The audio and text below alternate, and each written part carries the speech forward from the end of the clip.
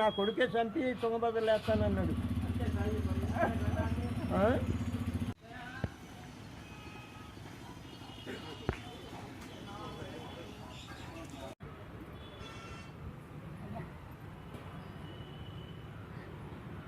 ఏడా ఇల్లు కొన్నా, సాయినగర్ 7వ వార్డులో ఇల్లు ఒకటే. 48 లక్షలకి నా ఆస్తులన్నీ అన్నీ నా చెక్ అంతా కూడబెట్టి కొన్నా. నా కొడుకు ఉంటున్నాడు. అది దానికి కన్ను కుట్టింది. ఒక అమ్మాయిని ఉంచుకున్నాడు. ఏడ ఆ ఇంటి మీద కన్ను పెట్టింది.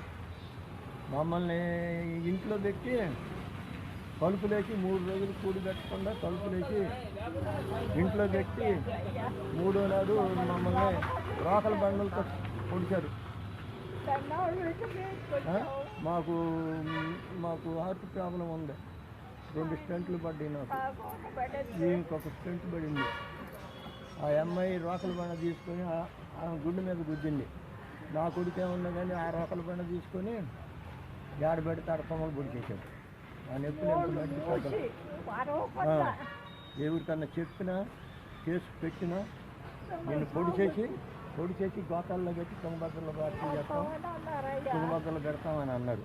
పైపెచ్చి ఏమన్నా కానీ మాకు ఒక యాక్ట్ ఉంది, మిమ్మల్ని జైల్లో పెట్టి జైల్లోనే చచ్చిపోయేటట్టు పెడతాం మిమ్మల్ని అని బెదిరించారు. భయపెట్టారు. దండం పెట్టి బయటికి వెళ్ళాము.